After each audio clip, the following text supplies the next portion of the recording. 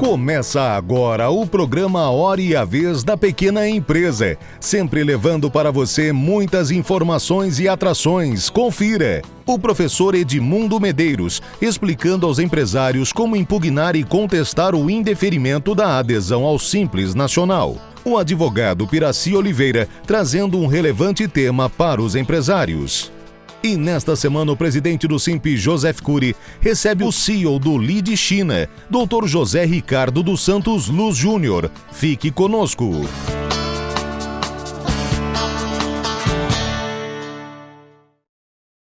Olá, mais um programa dentro do ambiente Covid e das incertezas que ainda pesam sobre as empresas e os seus colaboradores. Muito bem. Nesse nosso encontro, eu separei um tema que é muito importante para todas as empresas, que é a chamada pejotização. Então, aquela contratação de uma pessoa jurídica que não tem empregados, que tem um sócio, dois ou três, enfim, em que há um trabalho basicamente unipessoal e o representante é quem trabalha, exerce a função na empresa contratada, o PJ.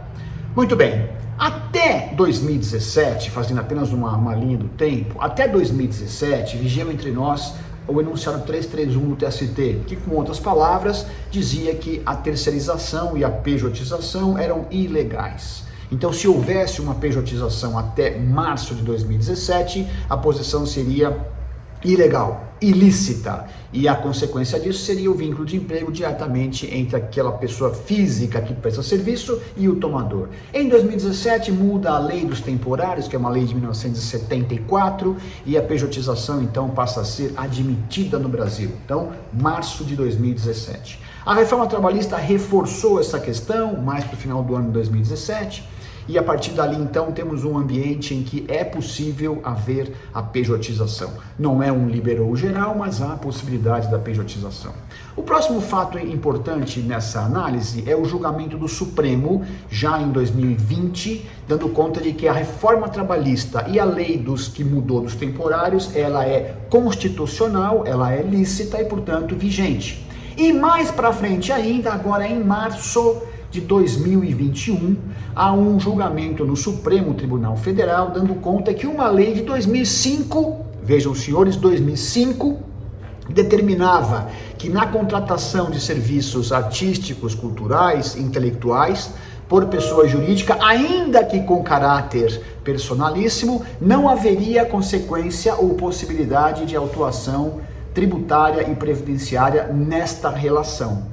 Isso foi julgado em março de 2021 como lícito. Então temos até março de 2017 a impossibilidade, em março a base legal nova, reforçada com a reforma trabalhista, que é do final do ano de 2017, dois julgados, um em 2020 e um em 2021, pelo Supremo, dando conta de que a terceirização é lícita.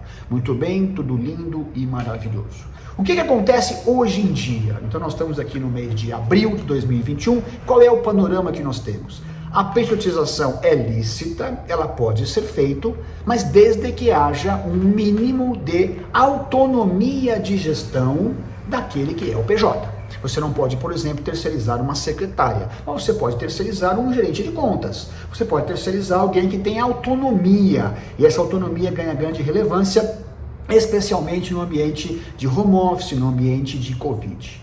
Para nossa surpresa, no mês de abril, talvez maio, haverá um julgamento no Supremo muito relevante para a questão das pejotizações, relativas à relação entre salões de beleza e profissionais de beleza. Então, manicures, pedicures, cabeleireiros. Há uma lei de 2012 que permite que essa relação seja feita entre PJs. Então, é a institucionalização de microempresas em cada cadeira de instituto de beleza. Parece-me que deverá ser julgada constitucional essa lei, em consonância com a lei de 2005, com a reforma trabalhista e com a mudança das leis dos temporários. Seria ótima notícia para todos nós, especialmente no ambiente de investimento que tanto precisamos.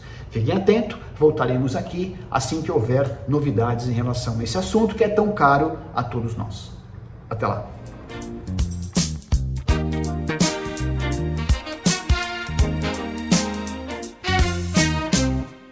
A empresa que é optante pelo Simples Nacional realiza o recolhimento unificado de tributos em um único sistema.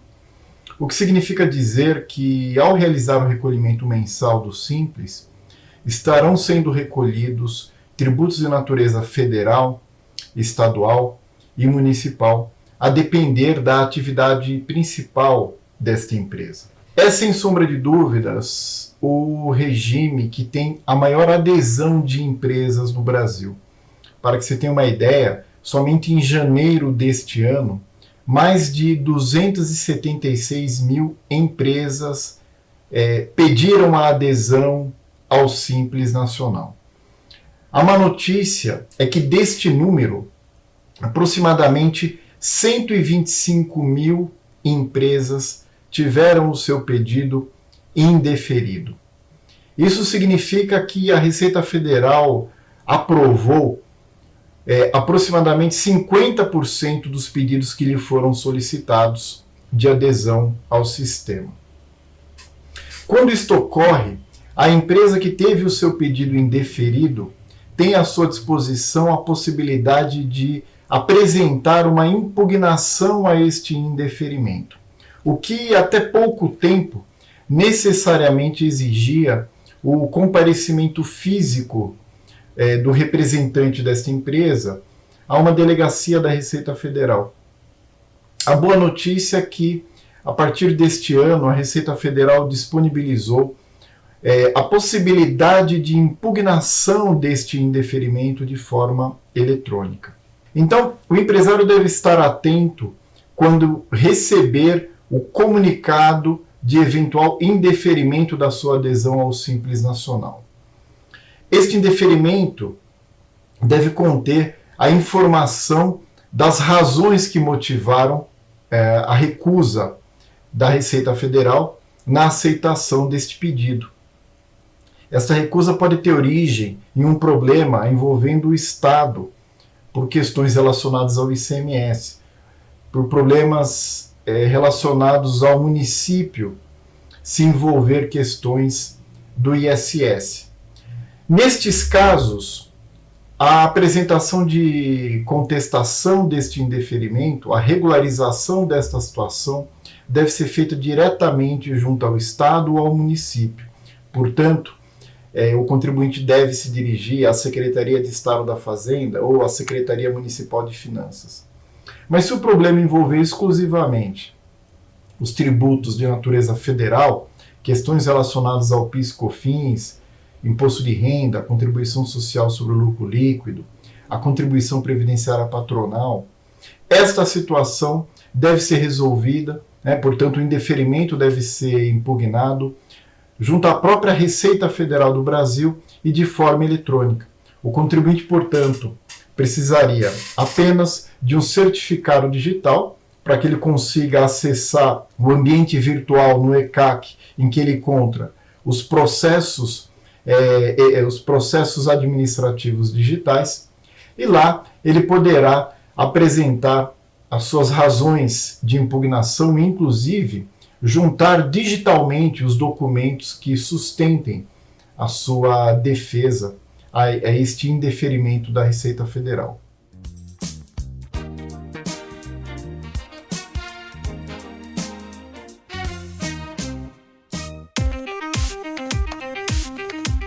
Agora é a hora dos empresários da pequena empresa ganharem dinheiro com a internet. O Marketplace da KeepSell chegou com tudo.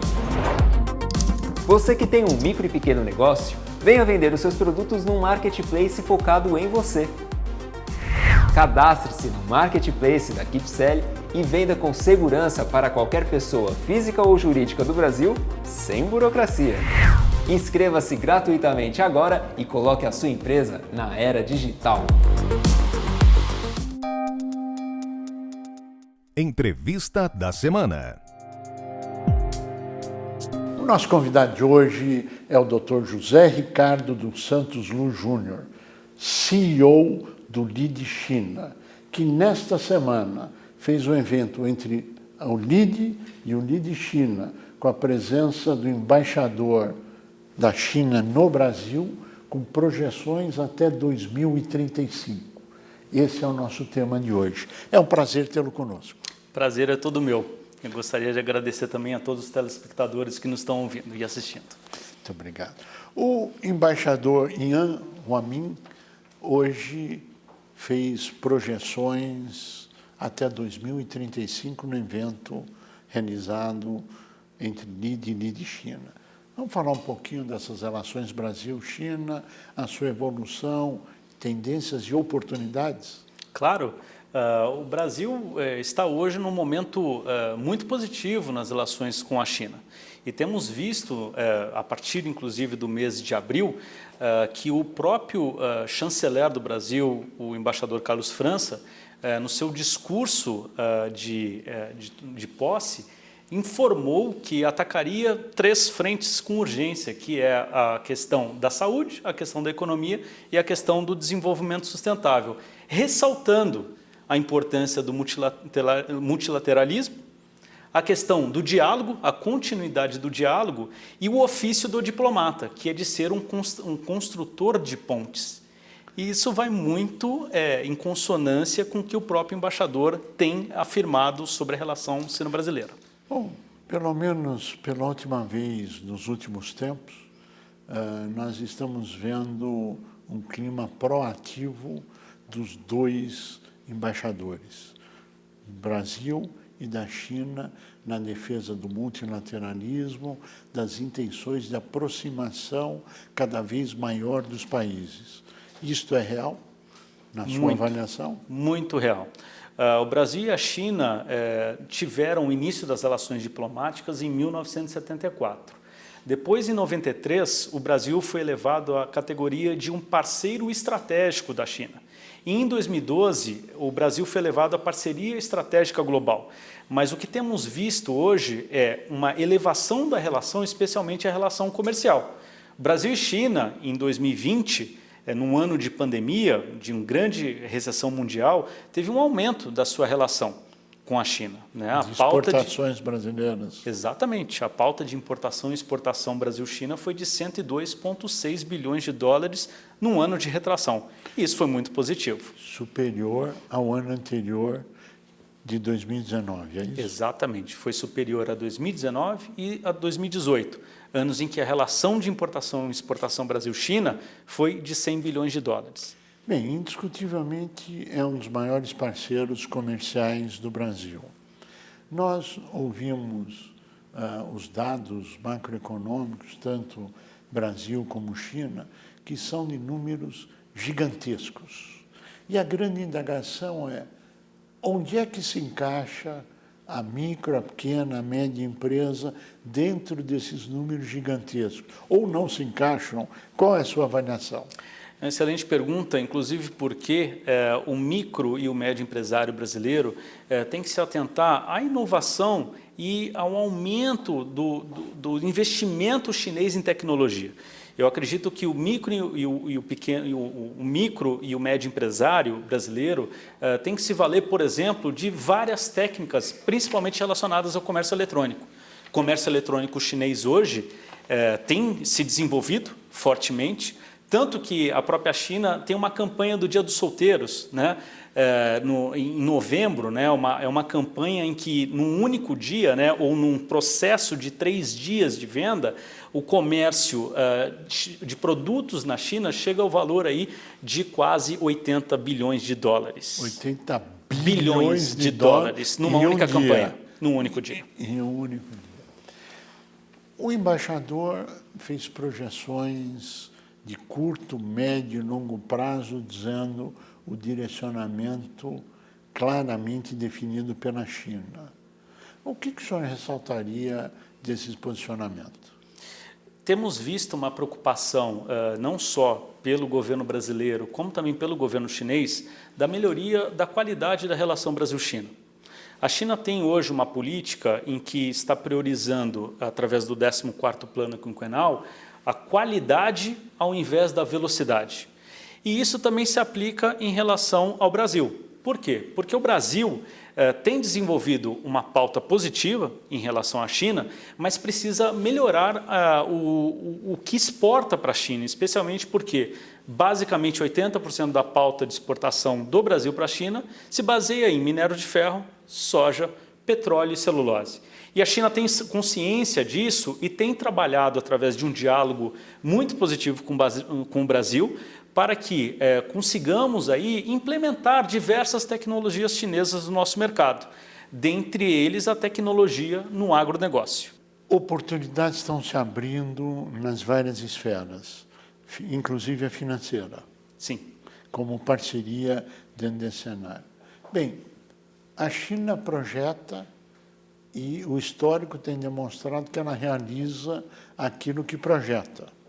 Agora, para as pessoas que ainda não tiveram a oportunidade de ter acesso a isso, me parece que o presidente Xi Jinping está lançando o 3º livro. O que o senhor pode nos dizer a respeito desse lançamento? Quando será? Como é que as pessoas poderão ter acesso? Qual é o caminho? O presidente da China, o Xi Jinping, ele lançou já 2 volumes, né, do livro Xi Jinping, A Governança da China, e agora em abril foi aí inaugurado, né, e divulgado o 3º volume desse livro, que é um compilado de discursos, né, de cartas, de pronunciamentos do presidente sobre qual é a política da governança da China, e dentre um dos capítulos muito importantes para entendermos um pouco sobre a dinâmica da China, né, o planejamento, a visão estratégica de longo prazo, está a questão da construção de uma comunidade, né, com um futuro comum compartilhado, né? O que quer dizer isso? Quer dizer aí um aprimoramento, não só do desenvolvimento doméstico interno chinês, mas um aprimoramento da relação da China com os países parceiros. E o Brasil, certamente, como parceiro estratégico global, precisa se atentar a esse livro, e é um livro recomendado ao empresariado brasileiro que quer entender um pouco sobre o futuro da China, o que a China está pensando a médio e a longo prazo. Quem quiser comprar um livro é esse número que está aqui na tela, é isso? Exatamente. Bom, quando se fala dessa relação, você fala de mudanças comportamentais, de mudanças filosóficas, do conhecimento, de uma relação cultural, de fusos horários totalmente diferentes. A Lide China consegue assessorar e ajudar nesse cenário para as pessoas interessadas? O nosso principal papel é de ser uma plataforma que une o empresariado sino-brasileiro. Então, nós temos como principal objetivo fomentar negócios entre as empresas brasileiras e as empresas chinesas. É claro que a China, como um grande parceiro comercial do Brasil e com um enorme investimento em inovação e tecnologia, poderá ir através de acordos, né, junto com o Brasil, né, e beneficiar aqui o desenvolvimento do nosso país. Tanto é que o Brasil e a China têm um mecanismo de diálogo que se chama COSBAN. O que é a COSBAN? É a Comissão Sino-Brasileira de Alto Nível de Concertação e Cooperação. Falando em outras palavras, é um mecanismo de diálogo político, subdividido em 12 subcomissões, subcomissão econômico-comercial, financeira, de educação, agricultura, né, aeroespacial, dentre outras. E nessas subcomissões são debatidos potenciais projetos a serem desenvolvidos entre o Brasil e a China. Tanto é que desenvolvemos o Plano Decenal de Cooperação, 2012 a 2021. Agora, isto vence esse ano. E nós não temos visto continuidade ou nova negociação. Isto nós podemos dizer que se deve à pandemia ou às relações talvez um pouco estremecidas entre os embaixadores e governos e que deve melhorar agora para um caminho mais saudável? Ou qual a sua análise sobre o tema? A minha análise é extremamente positiva, porque tivemos realmente um estremecimento da relação sino-brasileira no ano de 2020, mas entendo agora, inclusive, com a postura do nosso chanceler em relação à China e a abertura do diálogo entre as autoridades brasileiras e chinesas, de um interesse maior de ambos os lados em dar continuidade, né, ao que sempre foi a relação Brasil-China. Até agosto do ano passado, tivemos 46 anos de uma relação profícua, uma relação ganha-ganha, uma relação em que não há um histórico de guerras. E temos visto uma retomada desde o mês de abril de 2021 desse diálogo. Não só pela autoridade do Itamaraty, do Ministério das Relações Exteriores, bem como por vários outros interlocutores para aproximar a China novamente. Agora, quando se fala da relação Brasil-China, o Brasil já foi colocado, ou está colocado, no último degrau, ou no degrau máximo, da parceria. Isto é real? Sim, sem dúvida. Explica para a gente o que significa isso. O Brasil tem uma relação muito positiva com os chineses. Nós somos hoje considerados um parceiro estratégico global e temos visto um investimento cada vez maior chinês aqui no Brasil. Se analisarmos apenas o estoque de investimento estrangeiro direto no país, temos aí, nos últimos 20 anos, um investimento de 80 bilhões de dólares, um investimento chinês, diretamente aqui em solo brasileiro. Então, o chinês ele tem não só uma capacidade de investimento, como um know-how e uma tecnologia, né, para a execução de diversos projetos. Sim. E, inclusive, o plano decenal, como você bem mencionou, que finda agora em 2021, ele pode ser renovado, né? Podemos fazer um plano decenal de cooperação bilateral Brasil-China de 2022 até 2031. E isso vai ser muito importante para quê? Para trabalharmos esse arcabouço institucional entre o Brasil e a China. Que é fundamental. Que é fundamental, inclusive, para desenvolver projetos-chave. Projetos que o Brasil precisa da expertise chinesa. Claro, do investimento, da tecnologia, de exportar, de importar, enfim, o multilateralismo. É isso que o Brasil vem defendendo, é isso que a Liga China defende, etc. É muito importante analisarmos esses grandes projetos a serem desenvolvidos através do plano decenal.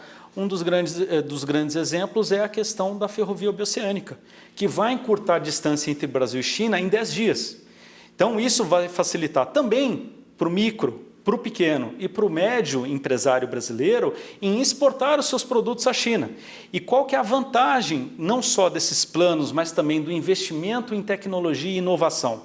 É a possibilidade do pequeno, do micro e do médio empresário exportar os seus produtos sem ter a necessidade de constituir uma empresa lá na China. Sem dúvida. Então, nós conseguiremos, através aí de toda essa dinâmica de cooperação com a China, um diálogo em que o próprio pequeno, médio e microempresário vender o seu produto diretamente no mercado ávido, que é o mercado consumidor chinês. Que é fundamental ele ter essa oportunidade.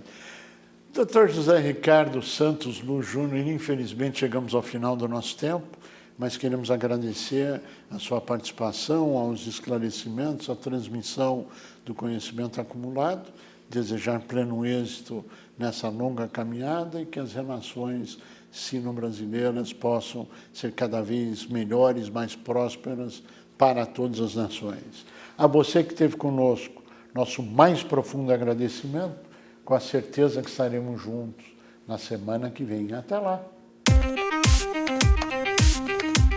Agora é a hora dos empresários da pequena empresa ganharem dinheiro com a internet. O Marketplace da KeepSelling chegou com tudo. Você que tem um micro e pequeno negócio, venha vender os seus produtos num Marketplace focado em você. Cadastre-se no Marketplace da KeepSelling e venda com segurança para qualquer pessoa física ou jurídica do Brasil, sem burocracia. Inscreva-se gratuitamente agora e coloque a sua empresa na era digital.